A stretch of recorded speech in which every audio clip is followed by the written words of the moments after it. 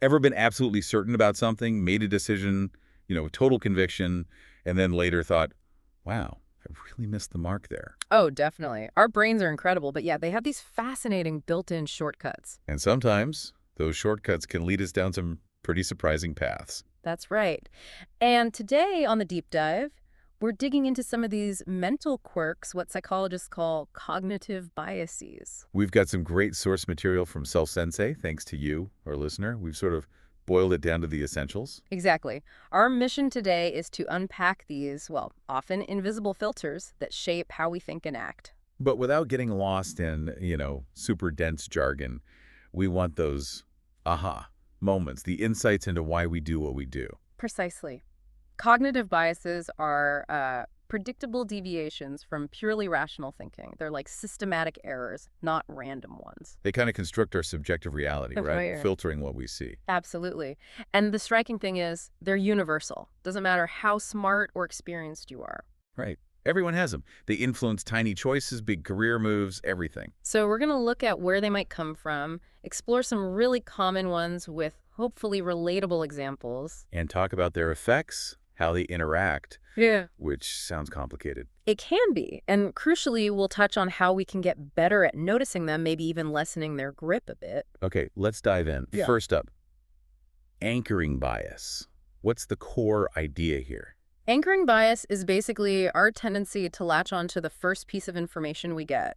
That's the anchor. And that first piece really sticks, influencing everything after. Hugely. It becomes the reference point. Even if it's frankly irrelevant sometimes, our subsequent judgments get skewed towards that anchor. Like the first price you see when shopping. Exactly like that. And a couple of things are going on mentally. One is confirmatory hypothesis testing. Meaning we look for stuff that confirms the anchor. Yeah, our brain starts looking for evidence that fits, that supports that initial number or idea. Okay, and the other thing. Insufficient adjustment.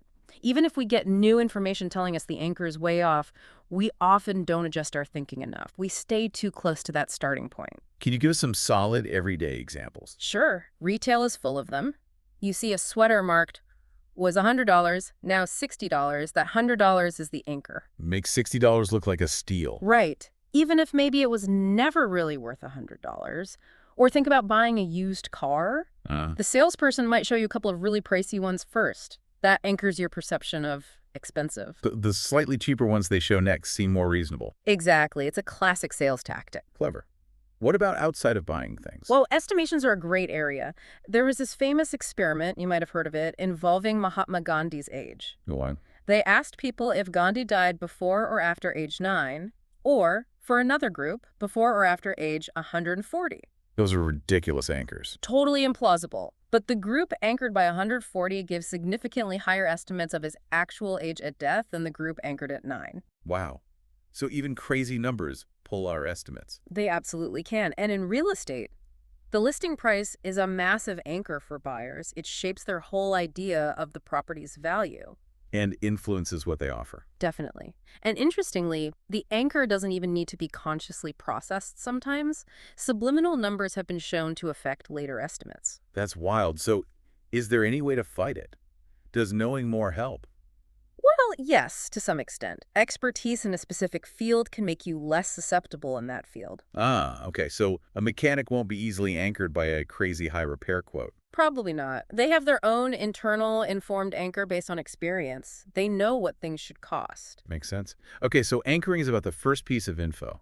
What about confirmation bias? That's when we look for things we already believe, right? Spot on. Confirmation bias is our powerful tendency to seek out, interpret, favor, and crucially, recall information that confirms what we already think. And at the same time, we ignore or downplay stuff that contradicts our beliefs. Exactly. It's like our mind has a filter. It lets in the confirming evidence and pushes away the challenging stuff. So we're basically building a case for what we already believe. Pretty much. It happens in a few ways. There's the selective search. If you like a political candidate, you read news that makes them look good. Right. You avoid the negative articles. Then there's bias interpretation. Even if you see neutral information, you might twist it slightly to fit your view. Okay. And finally, selective recall. We just remember the confirming bits better later on. And these days, with personalized news feeds online. Oh, it's amplified confirmation bias, hugely. The algorithms feed you what you already agree with, creates those echo chambers. Yeah, you see that everywhere. Any other examples? Think about hiring. An interviewer might have a picture of the ideal candidate and then subconsciously look for things that fit that picture in interviews, maybe overlooking stronger candidates who don't fit the mold. Right. Or doctors. Yeah, a doctor might have an initial diagnosis in mind and then primarily look for symptoms confirming it, potentially missing clues for something else. And investing. Oh, definitely. Investors often focus on news supporting their strategy and minimize the risks or bad news. It's like we're hardwired to protect our beliefs. Francis Bacon said, "Man prefers to believe what he prefers to be true." That quote just nails it. Okay, moving on. Availability heuristic. What's the gist of this one? Okay, availability. That's about how easily examples come to mind, right? If we can think of lots of examples easily, we think it's more common or likely. That's a perfect summary. It's all about cognitive accessibility, things that are recent, vivid, emotional, or just frequent. They pop into our heads faster. Exactly. And that ease of recall tricks us into thinking they're more probable than they might actually be, statistically speaking. So dramatic news stories about, say, plane crashes stick in our minds. Making us overestimate the risk of flying compared to driving, even though driving is statistically far riskier. The vividness and media coverage make plane crashes highly available. Right, same with crime. If the local news runs a lot of burglary stories, You start feeling like crime is surging, even if the actual stats haven't changed much. Those recent prominent stories are easily recalled. so our judgment is skewed by what's easy to remember, not necessarily the facts. Precisely. And it affects professionals, too. A doctor who just treated a rare disease might be quicker to consider it for the next patient with similar, maybe vague symptoms. Even if it's statistically unlikely. Right.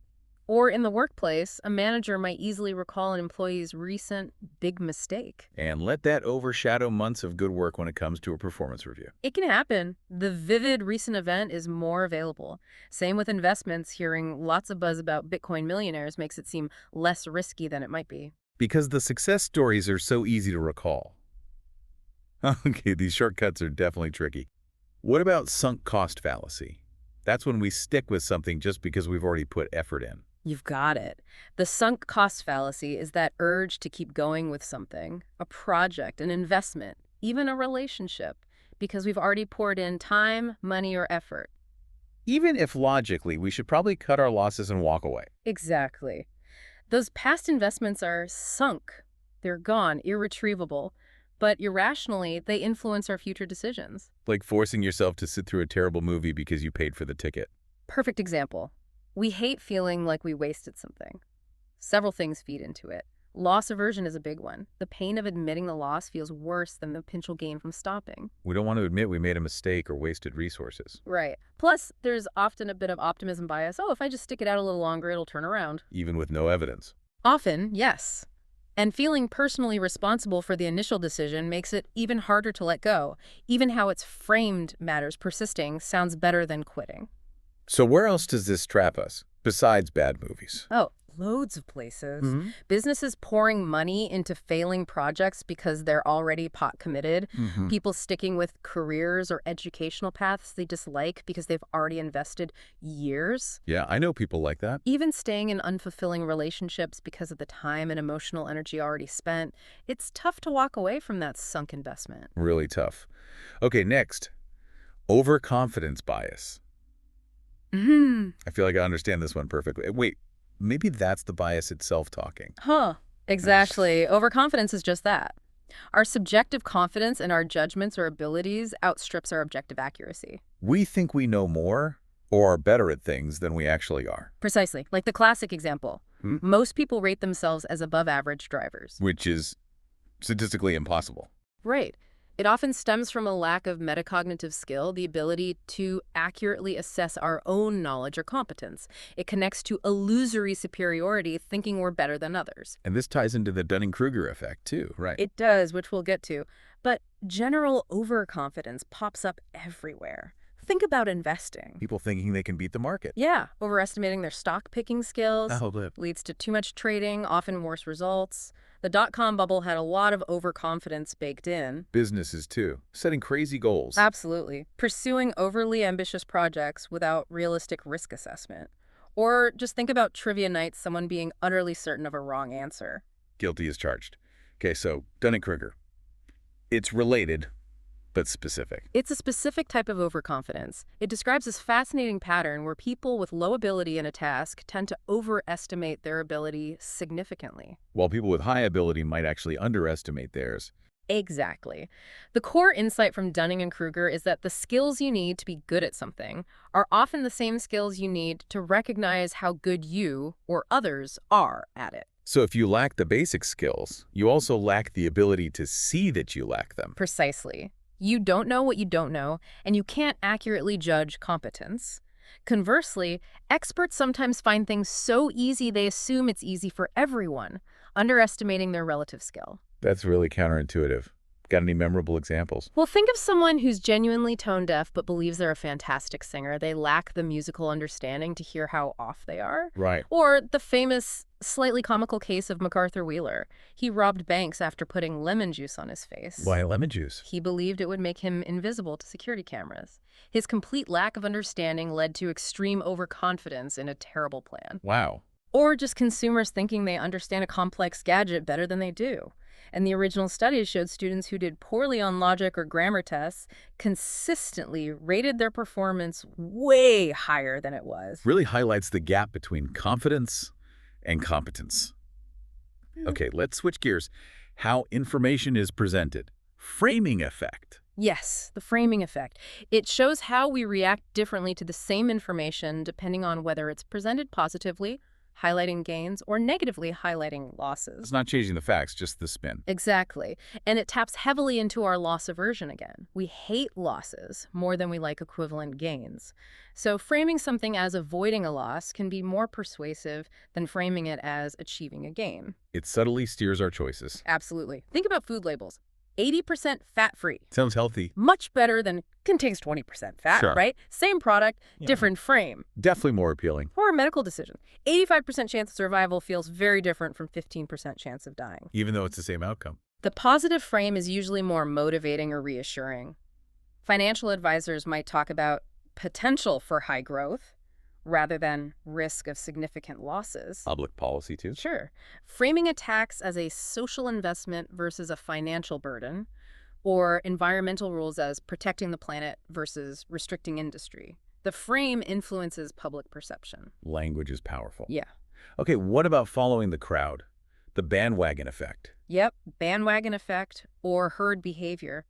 It's our tendency to adopt beliefs or behaviors just because lots of other people are doing it. Without necessarily thinking it through ourselves. Often, yes. It can stem from a desire for social conformity, wanting to fit in, or FOMO, fear of missing out. Wait, that's a big one now. Or it can just be a mental shortcut. If everyone's doing it, it must be right. Like buying the latest trendy phone or gadget.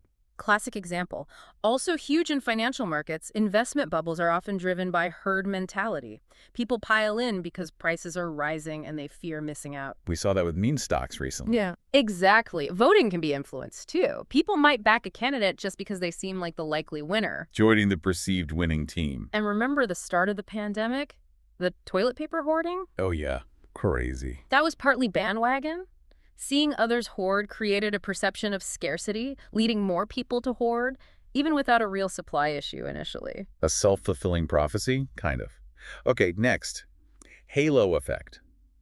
This is when one good trait makes us think everything about someone is good. That's the essence of it.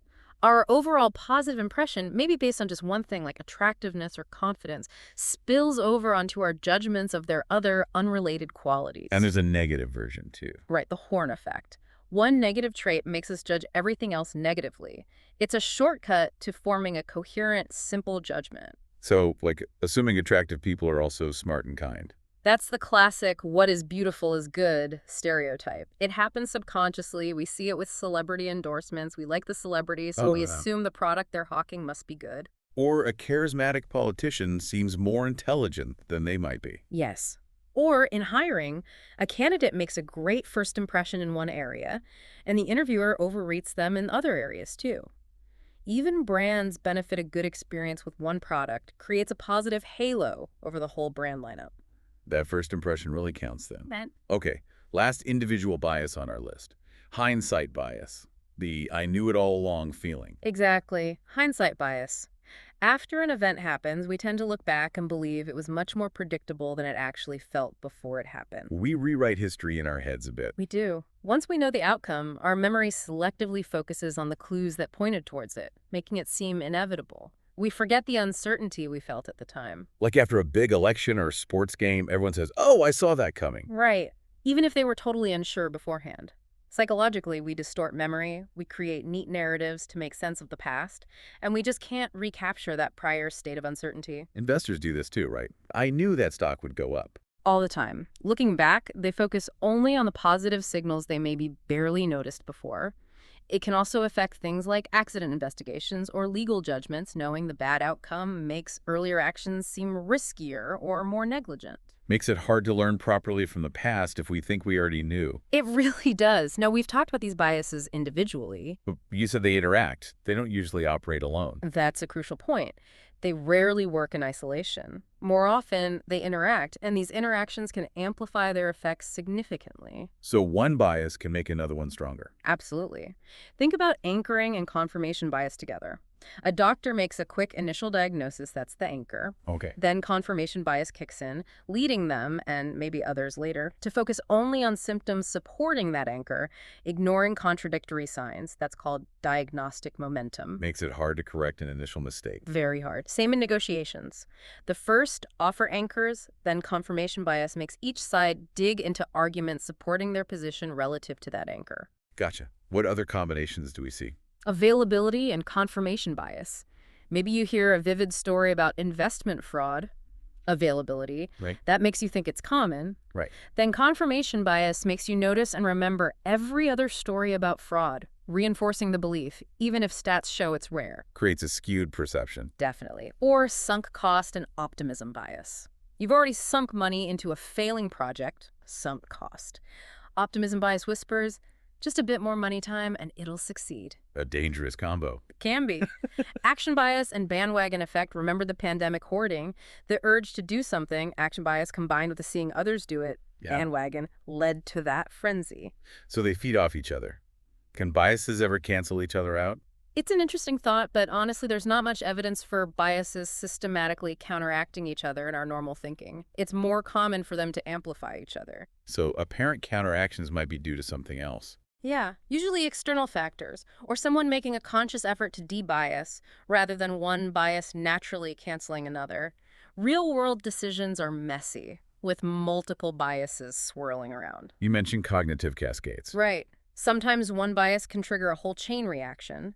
Anchoring might lead to confirmation bias, which justifies sticking with a failing course, sunk cost, fueled by unrealistic optimism. Wow. Like a domino effect. Kind of. And this interaction makes biases harder to fix with simple solutions. You need a more holistic approach. We also see it in echo chambers online. How so? Confirmation bias leads you to groups you agree with. In-group bias makes you trust info from that group more. Bandwagon effect reinforces the group's dominant views. It all combines to make people more extreme and resistant to outside information. That explains a lot about online polarization. Okay, so we're riddled with these interacting biases. It sounds a bit hopeless. What can we actually do about it? It's not hopeless. While they're inherent, we can mitigate their influence with conscious effort and better processes. The absolute first step is awareness. Just knowing about biases like we're discussing now. Exactly. Recognizing they exist and that you are susceptible. Even basic education helps prime you to notice them in action. Okay, so awareness is step one. What's next? Developing metacognition. Thinking about your own thinking, questioning your assumptions, asking yourself, could a bias be influencing me right now? Being more self-reflective. What concrete techniques help? A big one is simply slowing down, especially for important decisions. Many biases thrive on fast, intuitive, system one thinking. So engage the slower, more analytical system too. Precisely. Also, actively seek out diverse perspectives, talk to people who disagree with you, get feedback. It's crucial for challenging your own biases. Don't just stay in your echo chamber. Right. And make an effort to look for disconfirming evidence, reasons why you might be wrong. Don't just collect evidence that supports your initial hunch. Actively try to poke holes in your own argument. Yes. Consider alternatives. Brainstorm other explanations or outcomes. Reflect on past decisions. Where did bias maybe lead you astray? Practice intellectual humility, except you don't know everything. Using mental models or checklists. Very helpful. Structured approaches like pros and cons lists, frameworks like first principles thinking, or defining your circle of competence can impose more objectivity. These are mostly individual actions. What about in groups or organizations? Equally important. Using formal checklists or decision-making processes can reduce reliance on intuition, designating a devil's advocate whose job is to argue against the prevailing view. That forces the group to consider alternatives. Exactly. Also, consciously framing information in different ways, positive and negative, to see if it changes the group's perspective. Counteracting the framing effect. Yes. And things like cognitive training programs exist. But fundamentally, building a culture of psychological safety is key. Where people feel safe to disagree or challenge ideas. Without fear of backlash. That's essential for surfacing and mitigating group biases like groupthink. So it's both individual effort and changing the environment. It really is. Many effective strategies actually involve externalizing your thinking, writing it down, discussing it, using models. It makes your assumptions more visible and testable. Mitigation isn't a one-off fix, it's an ongoing practice. Cultivating habits of mind. Exactly, and recognizing that systemic changes in how decisions are made in organizations are often needed too. This has been incredibly insightful. Okay, as we wrap up this deep dive, what's the main takeaway you want people to have about cognitive biases?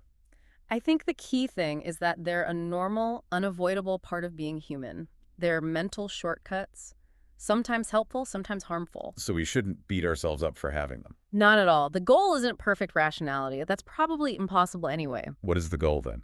The goal is awareness. Understanding these patterns empowers you to manage their influence, make better choices, especially when it really counts. It's about aiming for significant improvement, not perfection. Through awareness and using those strategies we talked about. Right. It's a continuous journey. It needs persistent curiosity about your own mind, intellectual humility, and a real willingness to challenge your own perspectives. Well, you've certainly given me, and hopefully our listener, a lot to think about. Good. So, for you, listening now, here's a final thought to ponder. How might becoming more aware of your own go-to cognitive biases actually lead to some surprising, maybe really positive changes in your life, personally and professionally? Could that awareness even foster more thoughtful, productive discussions with the people around you? Something to mull over after this deep dive.